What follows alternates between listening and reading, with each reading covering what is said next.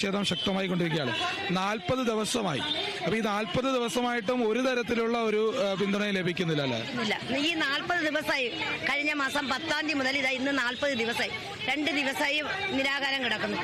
2 പ്രാവശ്യവും നമ്മുടെ ആരോഗ്യവകുപ്പ് മന്ത്രിയും നമ്മുടെ DHS സാറും വിളിച്ച് നമ്മളെ പറ്റിക്കുകയാണ്. ഞങ്ങൾ ഈ പാവപ്പെട്ട ഞങ്ങളെ പറ്റിച്ചാണ് ഈ ചർച്ചയ്ക്ക് വിളിച്ചത്. പറഞ്ഞ് പറ്റിച്ചു, ചതിച്ചു. ഈ പാവപ്പെട്ട ആശമാരെ ചതിച്ചു. അത് കഴിഞ്ഞിട്ട് പറഞ്ഞത് ഇന്നലെ രാവിലെ ആശാ വർക്കറിന് വേണ്ടി ഡൽഹി പോകുന്നു.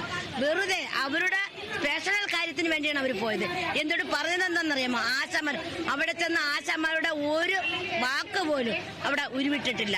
അവിടെ കേന്ദ്രത്തിലെ ആരോഗ്യവകുപ്പ് മന്ത്രിയെ കാണാനുള്ള ഒരു സാഹചര്യം അവർ കൊടുത്തിട്ടില്ല. നമ്മുടെ ആവശ്യത്തിന് പോയ അനുവാദം വാങ്ങിയാലല്ലേ കൊടുക്കുള്ളൂ. ഇത് അതൊന്നും ചെയ്യാതെ പോയിട്ട് അവരുടേതായ കാര്യങ്ങൾ നടന്നിട്ട് അവർ തിരിച്ചിവിടെ വന്നിരിക്കുന്നു. എന്നിട്ട് പറയുന്നത് എന്താ? അവർ അംഗീകരിച്ചില്ല എന്ന്. അതെങ്ങനെ? നമ്മൾ ഒരു അനുവാദം ഇല്ലാതെ ഇപ്പൊ ഒരു ആരോഗ്യവകുപ്പ് മന്ത്രിയുടെ ബഹുമാനപ്പെട്ട മുഖ്യമന്ത്രിയുടെ അടുത്തായിരുന്നു നമ്മൾ അനുവാദം വാങ്ങാതെ പോകാൻ പറ്റുമോ? അനുവാദം ഉണ്ടെങ്കിലല്ലേ അവരെ കാണാൻ പറ്റുള്ളൂ. ഇത് അതൊന്നുമില്ല. അവര് വേറെ ആരോ കാണാൻ പോയിട്ട് ആശാമാരുടെ കാര്യത്തിന് പോയി. എന്നിട്ട് അവരവിടെ നിന്ന് വെറും കൈയോടുകൂടി തിരിച്ചു വന്നു. ആശാമാരുടെ എന്തെങ്കിലും ഒരു ആവശ്യം പറഞ്ഞില്ല. പിന്നെ ഈ ആരോഗ്യ വകുപ്പ് മന്ത്രി എന്ന് പറഞ്ഞിട്ട് എന്താ കാര്യം?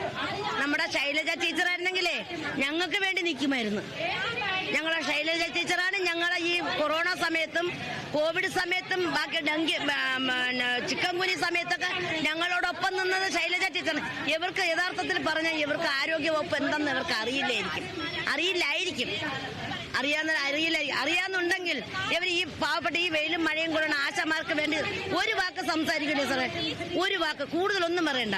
ഞങ്ങൾക്ക് ഓണററി ഇൻസെന്റീവ് ഒരു കേന്ദ്രത്തിൽ അവരോട് പറഞ്ഞാൽ അവരനുവദിക്കാതിരിക്കുമോ?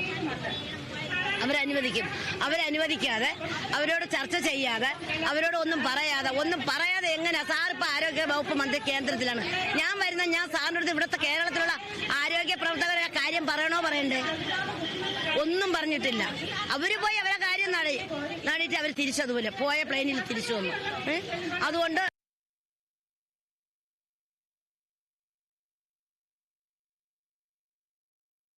ആശാവർക്കർമാർ നടത്തുന്ന രാപ്പകൽ സമരം 40-ാം ദിവസത്തിലേക്ക് കടക്കുമ്പോൾ നിരാഹാര സമരം 2-ാം ദിവസത്തിൽ എത്തി നിൽക്കുകയാണ്. ആരോഗ്യമന്ത്രി വീണ ജോർജ് ഡൽഹിയിൽ പോയ യാത്ര പ്രഹസനമാണ്. ആശമാരുടെ യാതൊരു ആവശ്യങ്ങളും അംഗീകരിക്കാൻ അവർക്ക് കഴിഞ്ഞില്ല. ഇത്തരത്തിലുള്ള ഒരു യാത്ര പാർട്ടിയല്ല നോക്കുന്ന സാറേ. ഞങ്ങളുടെ തൊഴിലിന്റെ അവകാശവും ഞങ്ങൾ ജോലി ചെയ്യാത്തവരാണെങ്കിൽ വേണ്ടില്ല, കള്ളത്തിൽ വന്നിരിക്കുന്നെന്ന് പറയാം. ഇത് ഞങ്ങൾ അധ്വാനിച്ചിട്ടല്ലേ സാറേ ഞങ്ങളുടെ അവകാശത്തിന് വരുന്നത്? ഞങ്ങൾ കഷ്ടപ്പെട്ടിട്ടല്ലേ വരുന്നത്? പട്ടിയെ പേടിക്കണം. ഒരു വീട്ടിൽ മദ്യപിക്കുന്ന ഒരു പുരുഷനുണ്ടെങ്കിൽ അവിടെ ആളുണ്ടെങ്കിൽ ആ വീട്ടിൽ കയറാൻ പറ്റൂ. മാനസിക രോഗമുള്ള അസ്വസ്ഥതയുള്ള കൊച്ചുങ്ങളുള്ള വീട്ടിലാണെങ്കിൽ എപ്പോഴും നമ്മൾ അറ്റാക്ക് ചെയ്യുമെന്ന് നമ്മൾ ശ്രദ്ധിച്ചേ ആ വീട്ടിൽ കയറാൻ പറ്റുള്ളൂ. ഇത് അത്രയും നമ്മൾ നോക്കി ചെയ്യുന്ന നമ്മളെ എന്തിനാ ഇവർ ഈ വെയിലത്തും മഴയത്ത് എത്തിയിരിക്കുന്നത്? എത്രയും പെട്ടെന്ന് ഞങ്ങളെ പറഞ്ഞയക്കണ്ടേ? അവർക്ക് അല്പമെങ്കിലും ഒരു മനസ്സാക്ഷി ഉണ്ടെങ്കിൽ ഞങ്ങളോട് ചേർത്ത് പിടിക്കണോ? എന്താ സാറേ ഇതിൽ ചേർത്ത് പിടിച്ചത്? ഇതാണോ ചേർത്ത് പിടിക്കുന്നത്? ഈ അപ്പോഴപ്പോഴും ഞെക്കി കൊല്ലുന്നതാണോ ചേർത്ത് പിടിക്കുന്നത്? എത്രയും പെട്ടെന്ന് ഞങ്ങളുടെ അവകാശങ്ങളും ഞങ്ങൾ എത്രയും പെട്ടെന്ന് ഇവിടുന്ന് പറഞ്ഞു വിടാനുള്ള ഒരു സന്മനസ് അവർ കാണിക്കണം. ഇത്രയും എനിക്ക് ബഹുമാനപ്പെട്ട മന്ത്രിയോടും മുഖ്യമന്ത്രിയോടും ആരോഗ്യവകുപ്പ് മന്ത്രിയോടും മുഖ്യമന്ത്രിയോടും പറയാനുണ്ട്. ശരി സാർ. അതിൽ ആശമാരുടെ ആശങ്ക അത് തുടർന്നുകൊണ്ടിരിക്കുകയാണ്. ആരോഗ്യമന്ത്രിയോടും മുഖ്യമന്ത്രിയോടും അവർക്ക് ഉന്നയിക്കാനുള്ള ഒരു ആവശ്യം അവസാന ഘട്ടത്തിൽ പോലും കനിയണമെന്ന് തന്നെയാണ്. അതായത് അവർക്ക് ഓണറേറിയം ലഭിക്കുന്നു, അവരുമായി ബന്ധപ്പെട്ട അവരുടെ പ്രശ്നങ്ങൾ ലഭിക്കുന്നു എന്ന് ഉറപ്പുവരുത്തണം. അവരുടെ പ്രശ്നങ്ങളിലെല്ലാം പരിഹാരമുണ്ടാകുന്നു. ആ ഒരു സാഹചര്യത്തിലാണ് അതായത് മുഖ്യമന്ത്രിയും അടക്കം വലിയ രീതിയിൽ കാര്യങ്ങൾക്ക് മറുപടി നൽകേണ്ടത്. ഏതായാലും നിയമസഭയിൽ സബ്മിഷനായി പ്രതിപക്ഷം ഇക്കാര്യം ഉന്നയിക്കുന്നുണ്ട്. അതിൽ മുഖ്യമന്ത്രി മറുപടി പറയുമെന്ന് തന്നെയാണ് പ്രതീക്ഷിക്കുന്നത്. കഴിഞ്ഞ ദിവസവും മുഖ്യമന്ത്രിയുടെ പ്രതികരണത്തെക്കുറിച്ച് അറിഞ്ഞത് മുഖ്യമന്ത്രി ആശമാർക്കൊപ്പമാണ്. പക്ഷേ സംസ്ഥാന സർക്കാർ പണം അതായത് ഈ ഓണറേറിയം വർദ്ധിപ്പിക്കണമെങ്കിൽ കേന്ദ്ര സർക്കാരും അവരുടേതായ വിഭാഗത്തു നിന്നും ജോലികൾ ചെയ്യണമെന്ന് തന്നെയാണ് പറഞ്ഞിരിക്കുന്നത്. ഏതായാലും വലിയ പ്രതീക്ഷയോടെയാണ് ആശമാർ ഇതിനെ നോക്കിക്കാണുന്നത്. നിരാഹാര സമരം എന്ന കടുത്ത രീതിയിൽ തന്നെ ഈ പ്രതിഷേധത്തെ അവർ കാണുന്നു.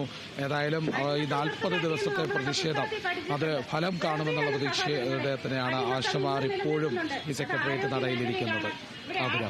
തീർച്ചയായും വിഷ്ണു, എല്ലാവരും ആശമാർക്കൊപ്പം തന്നെയാണ്. സംസ്ഥാന സർക്കാരും കേന്ദ്ര സർക്കാരും എല്ലാം തന്നെ ആശമാർക്കൊപ്പമാണ് എന്ന് പറയുമ്പോൾ പോലും അവർക്ക് യാതൊരു തരത്തിലുള്ള നടപടികൾ, അവർക്ക് അനുകൂലമായിട്ട് യാതൊരു നടപടികളും ഉണ്ടാവുന്നില്ല എന്ന് തന്നെയാണ്. ഇന്നും ശക്തമായി സമരം തുടരുന്ന ഒരു സാഹചര്യത്തിൽ നിരവധി ആളുകളാണ് അവരെ പിന്തുണച്ച് അവിടേക്ക് എത്തുന്നത്. മറ്റ് പ്രതിഷേധ പ്രകടനങ്ങളെല്ലാം തന്നെ ഇന്നുണ്ടാവുമോ?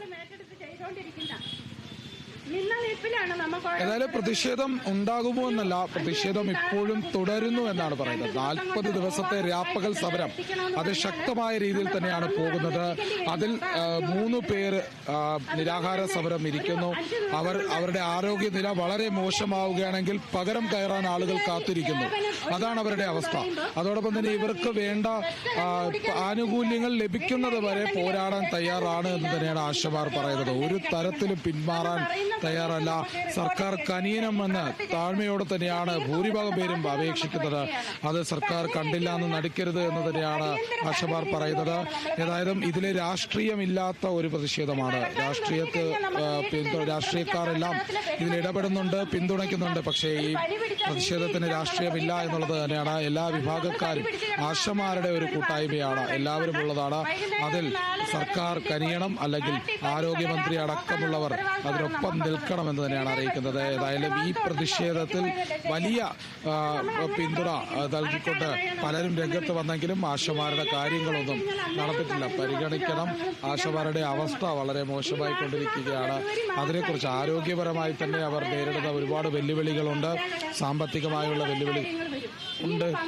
ഈ ഒരു ഘട്ടത്തിൽ ആശമാർ അവസാന നിമിഷം വരെ പോരാടുമെന്ന് നേരത്തെ പറഞ്ഞതുപോലെ വീണ്ടും ആവർത്തിക്കുകയാണ്. അവസാന നിമിഷം വരെയും പോരാടും. ആ അവസാനം വിജയത്തിൻ്റെതാകട്ടെ എന്ന് തന്നെയാണ് എല്ലാവരും ആഗ്രഹിക്കുന്നത്. ആ ഒരു തരത്തിൽ തന്നെയാണ് ഇപ്പോഴും പ്രതിഷേധം തുടരുന്നത്.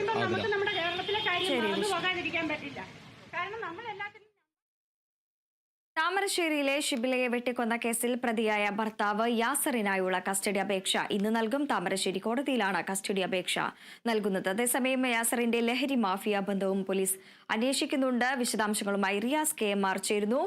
റിയാസ്, ഷിബിലയെ വെട്ടിക്കൊന്ന കേസിൽ ഭർത്താവ് യാസറിനായുള്ള കസ്റ്റഡി അപേക്ഷ ഇന്ന് നൽകും. അതോടൊപ്പം തന്നെ ഈ ഒരു പ്രതിക്ക് ലഹരി മാഫിയ ബന്ധം പോലീസ് അന്വേഷിക്കുന്നുണ്ട്. അതോടൊപ്പം തന്നെ ഈ ഷിബിലയുടെ മാതാപിതാക്കളുടെ ആരോഗ്യസ്ഥിതിയും എങ്ങനെയാണ് എന്നുള്ളതും കൂടെ പറയും.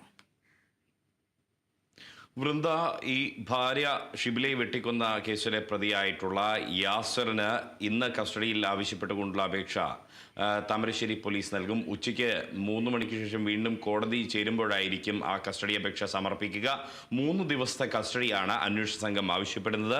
അന്വേഷണ സംഘ തലവനായിട്ടുള്ള താമരശ്ശേരി SHO സായിജ് കുമാറാണ് ഇത് സംബന്ധിച്ച കസ്റ്റഡി അപേക്ഷ കോടതിയിൽ നൽകുന്നത്.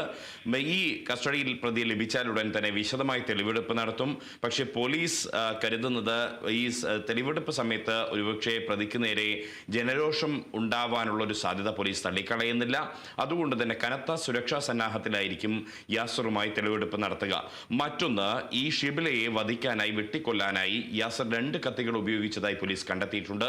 ഒന്ന് ആഞ്ഞു വെട്ടാനും മറ്റൊന്ന് ചെറിയ മുറിവുകൾ ഉണ്ടാക്കാനും ആയിരുന്നു ഈ കത്തികൾ ഉപയോഗിച്ചത് എന്ന് കണ്ടെത്തി. ആ 2